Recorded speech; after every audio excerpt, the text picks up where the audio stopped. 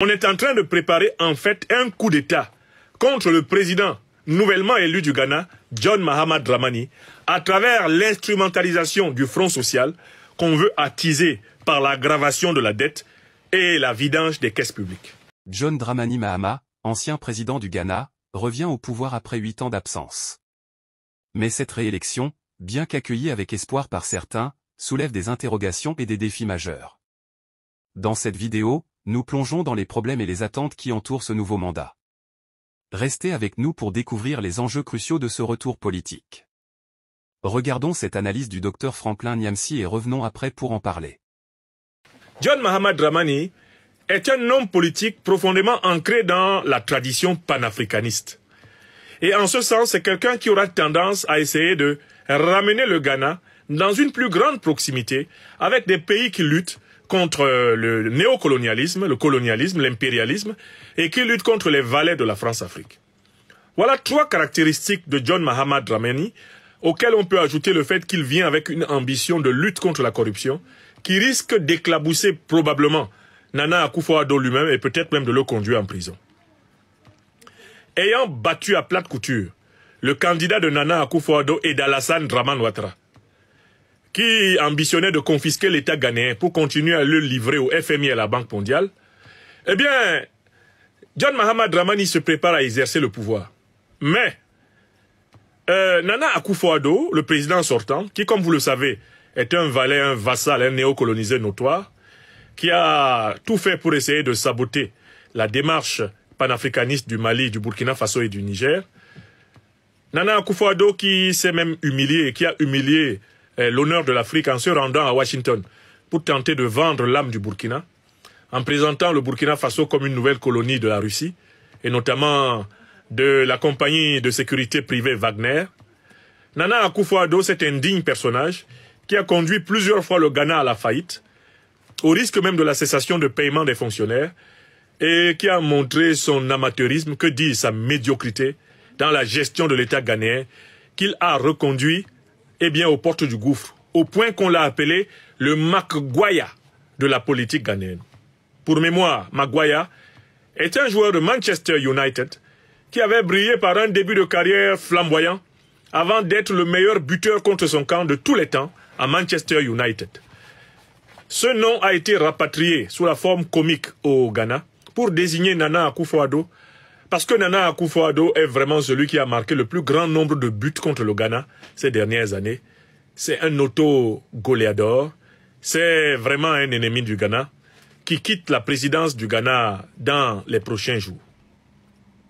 Alors, comme ils ne peuvent pas accepter leur défaite, les néocolonialistes et les néocolonisés, les impérialistes et les impérialisés, comme c'est dans la nature profonde de ces valets, de ne pas accepter l'expression de la souveraineté populaire, des pots de bananes longues de plus de 1000 km ont été préparés par Nana Akufo-Addo et par Ouattara Dramane, son acolyte, contre le nouveau président du Ghana, John Mahamad Dramani. Je vais vous énoncer ces pots de bananes dans l'ordre. Premier pot de banane, cela a été révélé par l'agence Reuters. Le nord du Ghana a été offert aux groupes terroristes avec la bénédiction des puissances néocolonialistes de l'OTAN comme zone de préparation des attaques contre le Burkina Faso, des attaques contre le Mali et des attaques contre le Niger. Cela a été révélé par l'agence européenne d'information Reuters. Et cette agence a ajouté, il y a à peine 3 mois, que les groupes terroristes bénéficiaient de la complaisance de l'État ghanéen, parce que ces groupes-là n'attaquaient pas l'État ghanéen, mais utilisaient le territoire ghanéen comme base arrière pour attaquer le Burkina, le Niger et le Mali, avec la possibilité de replier en sécurité et en paix au Ghana. Voilà la source. Une source tirée des données d'investigation de la presse officielle de l'Union européenne, l'agence Reuters.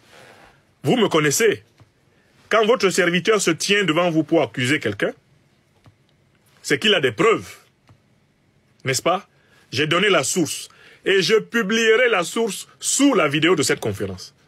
C'est l'agence Reuters qui a révélé que le régime de Nana Akufo-Addo avait offert le territoire ghanéen comme base arrière au groupe terroriste Al-Qaïda et l'État islamique, et que ce régime fermait les yeux sur les activités terroristes et avait passé un deal avec les groupes terroristes à condition que ceux-ci n'attaquent jamais le Ghana. Cela vous rappelle un peu la stratégie qu'avait choisie à un moment donné le régime du président Compaoré avec les mêmes groupes terroristes qui étaient hébergés tranquillement à Ouagadougou, qui pouvaient attaquer au Mali, qui pouvaient attaquer au Niger, qui pouvaient attaquer en Algérie, mais qui pouvaient se replier au Burkina en sachant que personne ne les punirait et qui en échange laissaient le Burkina relativement tranquille. On sait ce que cela a coûté au Burkina aujourd'hui, cette stratégie de complaisance avec les organisations terroristes. On le sait, n'est-ce pas? Objectivement, on le sait. Bon, ok. Donc ça, c'est le premier point. Nana Akufo-Addo et son acolyte Alassane Dramane Ouattara et l'OTAN, qui est leur parrain, sont en réalité les parrains des groupes terroristes qui pouvaient se replier au Ghana, exactement comme ils peuvent se replier en Côte d'Ivoire, comme ils peuvent se replier au Nigeria, comme ils peuvent se replier au Bénin. Vous avez bien observé, comme ils peuvent se replier en Algérie, comme ils peuvent se replier en Mauritanie. Vous avez bien observé que tous ces groupes terroristes peuvent se replier dans des pays de la CEDEAO. La CEDEAO étant une organisation sous contrôle néocolonial, français et impérialiste otanien, n'est-ce pas? Est-ce que le schéma est clair pour tout le monde? Je n'avance pas en laissant quelqu'un sur le chemin. J'ai donné la source. Reuters, agence européenne d'information. Je vais coller la source sous la vidéo. D'ailleurs, la source sera l'image de cette conférence. Pour que personne ne dise il accuse le Ghana de quelque chose qui n'est pas prouvé. Je rappelle que le Ghana n'a pas nié les révélations de l'enquête de Reuters. Les Ghanéens, les autorités j'entends, ont préféré raser les murs, faire le mort, quand Reuters les a livrés, comme étant des agents du terrorisme. Or, maintenant que c'est Nana Akufo-Addo qui a perdu le pouvoir, et que c'est John Mahama Dramani qui arrive au pouvoir au Ghana, il est prévu de retourner les groupes terroristes contre lui. D'où il faut craindre qu'avec l'arrivée de John Mahama Dramani, un président aux orientations panafricanistes, des attentats terroristes commencent à très grande ampleur au Ghana. Écrivez ça. Vous savez très bien à quel moment les attentats terroristes prennent de l'ampleur dans un pays. C'est quand le président, quand le gouvernement n'est pas soumis au néocolonialisme et à l'impérialisme. Vous le savez, non? C'est vrai ou c'est faux? Tous les pays africains où le gouvernement est entièrement soumis, totalement couché, sous le néocolonialisme et sous l'impérialisme, ne connaissent pas un harcèlement terroriste aussi important que ceux qui résistent au néocolonialisme et à l'impérialisme. C'est clair ou non? Regardez le Sénégal. Il partage des centaines de kilomètres, voire des milliers de kilomètres avec le Mali de frontières. Est-ce que les terroristes vont s'amuser au Sénégal? Non. Regardez la Mauritanie. Des centaines, voire des milliers de kilomètres de frontières avec le Mali. Est-ce que les terroristes vont faire des attentats en Mauritanie? Non. Regardez l'Algérie. Des milliers de kilomètres avec le Mali, le Niger. Est-ce que les terroristes vont faire des attentats en Algérie? Non. Pourquoi? Parce que ce sont leurs bases arrière. Regardez les petites piqûres de rappel qui sont de temps en temps faites au Bénin, au Nigeria et au Togo. C'est histoire de dire aux dirigeants béninois, nigérians, togolais, soyez soumis, restez sages. Ne changez pas de ligne, sinon on lâche les loups. Les loups descendent sur Abuja, ils descendent sur Cotonou, ils descendent sur Lomé, si vous continuez à vous rapprocher de l'AES. Vous avez remarqué? Le terrorisme est une piqûre de rappel pour les demi-soumis. Le terrorisme est une punition pour les insoumis. Le terrorisme est juste une menace qui plane, une épée de Damoclès dans le ciel pour ceux qui sont soumis, pour leur dire « restez bien soumis, sinon les terroristes vous attaquent ». Vous avez compris? Le terrorisme est une variable de contrôle mental, de contrôle géotactique et géopolitique des dirigeants africains par l'oligarchie financière, militaro et politique occidentale et ses alliés au Moyen-Orient. C'est ce que c'est le terrorisme. C'est un moyen de contrôle, un moyen de chantage, un moyen de prise d'otage, un moyen de domination et d'exploitation. Voilà pourquoi nous avons théorisé le concept de l'impérial terrorisme, qui doit remplacer dans votre bouche, dans votre pensée, le concept de djihadisme. Il n'y a pas de guerre religieuse en Afrique. Il y a une instrumentalisation politico-financière de la religion. Ce n'est pas une guerre religieuse. Est-ce que c'est clair? Donc voilà le premier piège tendu à Nana Akufo-Addo, le président tendu par Nana Akufo-Addo et Alassane Dramane Ouattara, contre John Mahamad Dramani, le nouveau président du Ghana. La réélection de John Dramani Mahama est un moment charnière pour le Ghana, un pays confronté à des défis économiques, sociaux et politiques sans précédent. Après 8 ans d'absence, il revient au pouvoir avec une promesse de reset, mais les attentes des citoyens et les enjeux internationaux font de ce mandat un défi colossal. Sur le plan économique, le Ghana est en crise, une inflation galopante, une dette publique écrasante et une monnaie nationale en chute libre.